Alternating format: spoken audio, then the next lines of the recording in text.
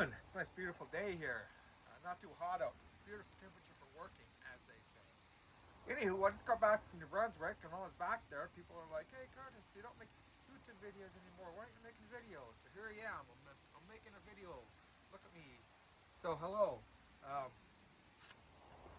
What have I been up to? Well, I've been working. Then we drove to New Brunswick and got married. So I'm married now.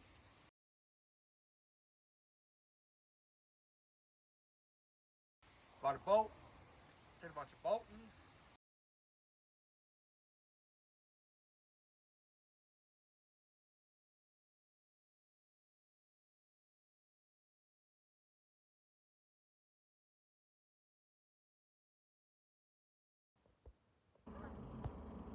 Oh yeah.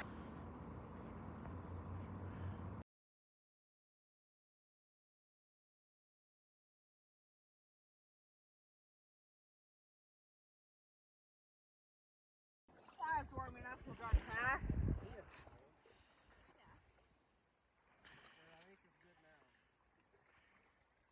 Candy does the slow heat. You didn't split it.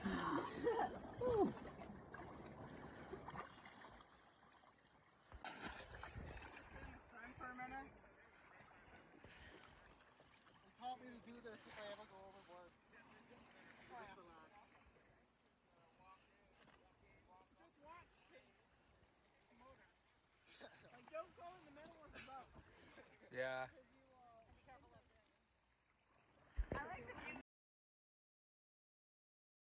You could have like 10 kids in and it could be 35 degrees and it'll be like, hey, walk by like you just put the bait. Yeah, you just, right. You're like, you came out. Low, you never know on the day.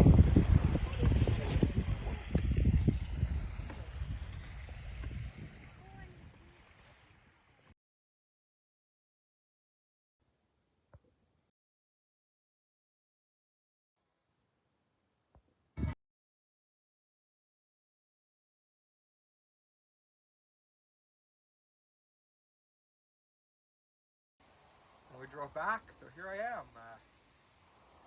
Got some work to do. I gotta change the 2 fuel filters on the welding truck and change the oil, grease the front end.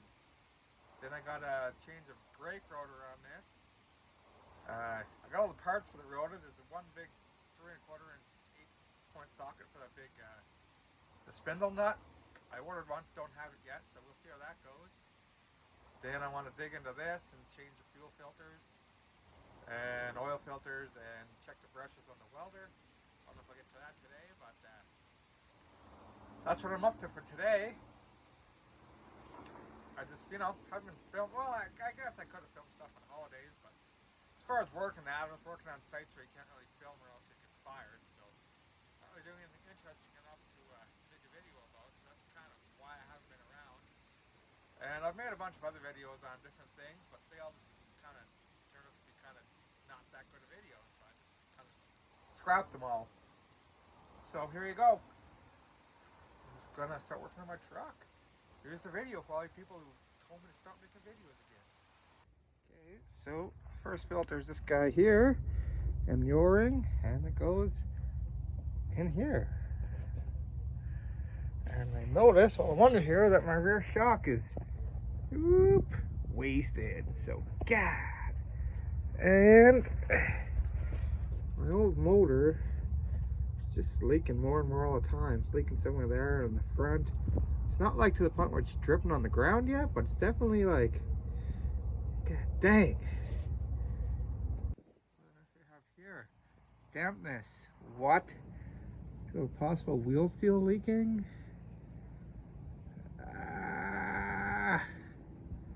No. This is the side I'm tearing apart to change the rotor and wheel seal. Yeah. God dang. See myself making a mess here right quick. Okay. Let's kind of let her go. Aha. Okay. Cool beans.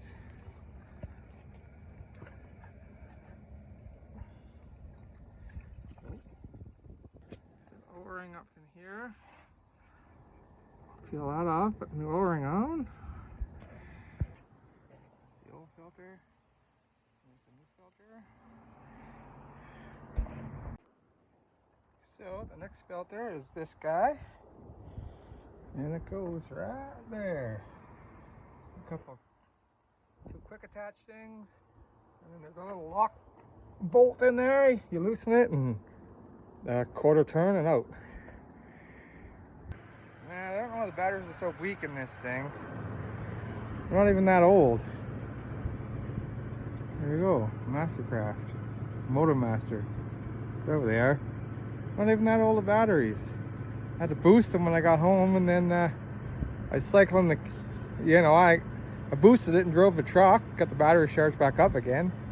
I cycled the key to fill the fuel filters, and it just went dead again. I have to buy new batteries again? Holy. Yeah, okay. Alright. Oil draining. Filter off. You've ever seen those Ford oil plugs? They're just like a plastic quarter turn thing. You almost don't even need a wrench to take them in and out. They're weird. Plastic oil pan. At least the oil filter is right there. The plug's there with that quarter turn thing. So oil changes on this truck are super easy. The grease nipple right there, the upper ball joint grease nipples, used to be straight grease nipples. It used to be so hard because you had to get the grease gun up through here. The axle turned exact to get the grease gun up to grease those. And after quite a few years, I finally dawned on me to put 90-degree grease nipples in there. And yeah, so there's this kind of stuff going on here. I don't even know. Just not going to address that right now. Alright, oil filters, grease. Now I think I'm going to go buy another wheel seal and a set of back shocks. Spin this truck around and tear the back end apart.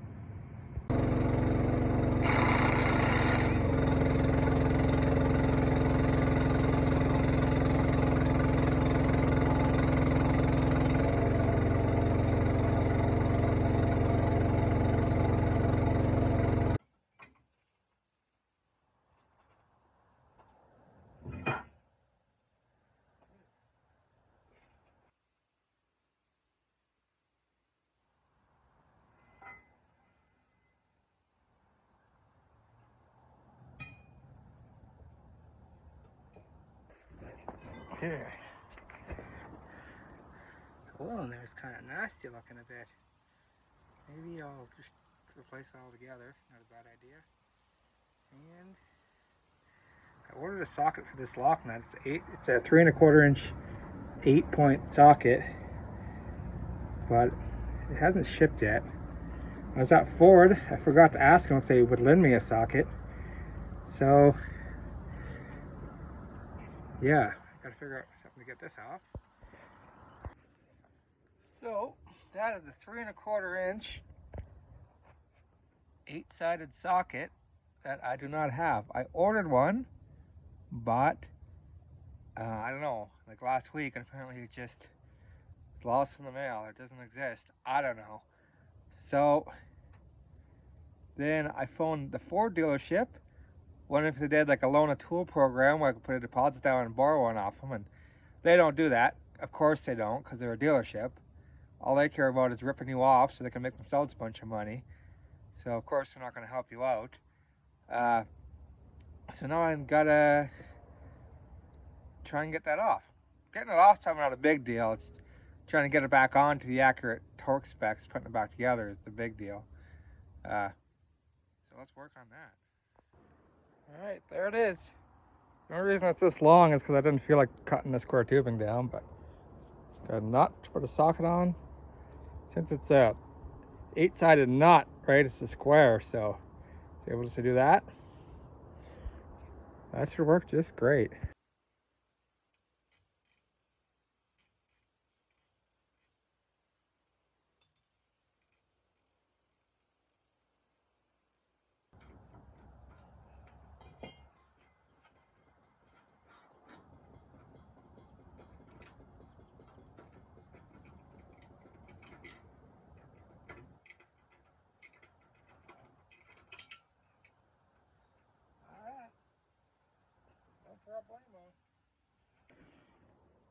And evidently that wheel seal was leaking anyways, so good thing we pulled it apart.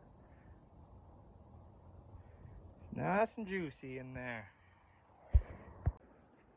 Alright, got that separated. Impacts the bolts out. Give it a little tap with the air hammer. He's separated. There's the old one. There's the new one.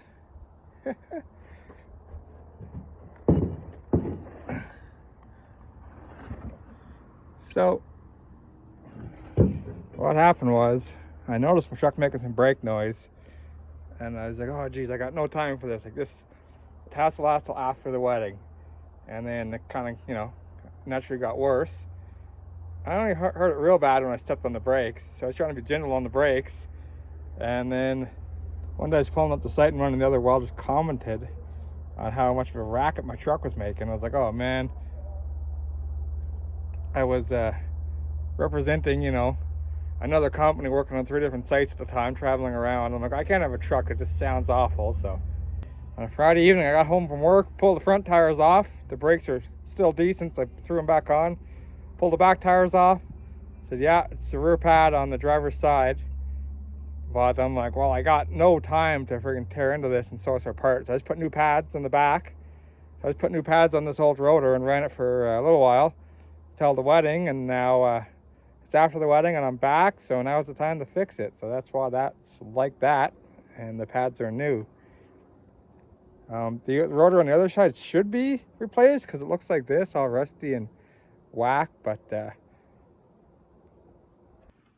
the hub, there's the wheel seal. So we'll I'll get that seal out, take that bearing out, get the hub cleaned up. So yeah, I think Ford in the manual states that they want you to grease these bearings upon installation. You don't have to. Sometimes they'll put it together without that bearing, try to dump a bunch of oil in the hub and put it together. But I'll grease these bearings and put it together. And I think it's just when you're first running it, when you top up the oil to run it to get the oil through the axles out into your wheel ends, I think you just grease it just so they don't run dry during that period or something. But yeah, I'll grease them. Put her in, torque the spec. So I gotta get that seal out and get this cleaned up. There we go. Got all kinds of fancy parts. And tools and oils to do this job. So now I just gotta stop wasting time and get this together. The only thing I might buy is another brake rotor. But the price of them is, oh man, trying to buy parts locally, what a waste of friggin' money. I thought Napa was expensive, or I thought the dealership was expensive for a rotor. Went to Napa and they wanted more money. So we'll see. You got the time to plan your work like Rock Auto is. You're way farther ahead going through Rock Auto than trying to buy crap locally. Holy jeez, man. Whew. A lot of money right there. So, yeah, I guess I'm just going for a full wheel end rebuild. Bearings, races, seals, oil, shocks, and one rotor for sure. I should do 2, but man, the price of friggin'. So yeah, I just gotta get going here. You see on the spindle, there's like a weird. Ooh. Oh, there. See here? This weird wear line here. That it gets worse in the bottom. That didn't look good to me. I thought this, and the other bearing looks pretty decent. Then the inner bearing, yeah, had a wear mark similar on the inside of the race. I don't know. And there's kind of some funky stuff. And then you see this, some of that weird discoloring. But I think in this one, if you look at it real close, there is some tiny pits in there, and then you can see, you know, mild wear marks in the races. I don't know if there's anything to worry about, maybe not, but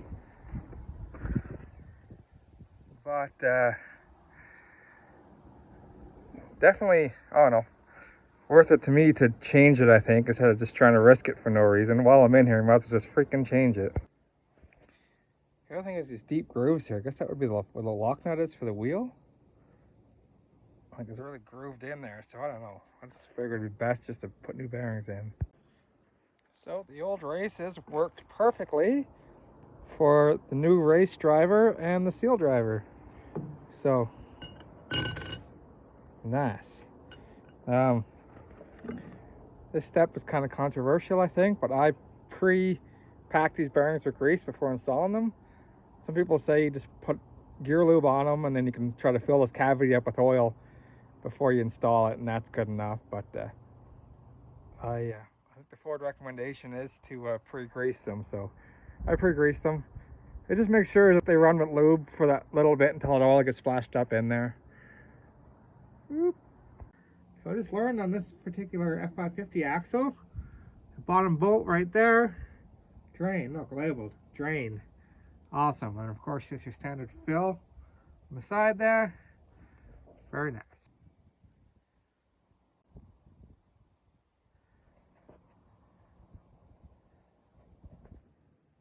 There's definitely some burr marks on the spindle where someone's been monkeying around in here before. By the looks of things. A little focus, you'll be able to see that, but yeah, it looks like there's been some goings-ons going on in the spindle before. Of course, I put my finger where it shouldn't have been, between the spindle and the rotor, and it dropped, and that hurt right away.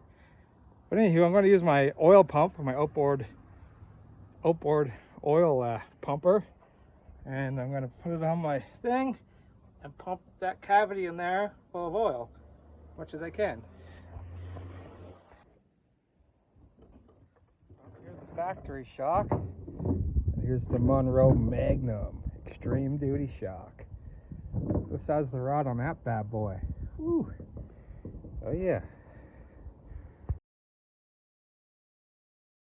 Yeah, Monroe Magnums. Woo. Not bad, eh? Again with missing footage. My truck, the rear axle, I pulled the axles and the hubs off both sides. I replaced the brake rotor, wheel seal, and the bearings. The bearings are probably fine, but like the one had like some weird marks and like little tiny pitting on it. Like it's like, I'm here now, I might as well change them. The opposite side, the inner bearing looked perfect and the race looked perfect. There wasn't even a blemish on it. The other one had this minor pitting in the race. So I was just like, I'm right here right now. I made the call and I changed them. The price of brake rotors and bearings, ridiculous to buy locally. But anyways, and that fancy oil Ford makes you run. But that's what I did to the rear diff. And then I packed the bearings as per Ford's recommendations. Torqued the nuts as per Ford recommendations. Then I took my little oil pumper and pumped the cavity between the bearings, as much oil as I can get in it on each side. And then I topped the oil up, ran it to the job site and back 2 times, so 2 days, and then I topped the oil level up after that, so it should just be good now. It should be good to go.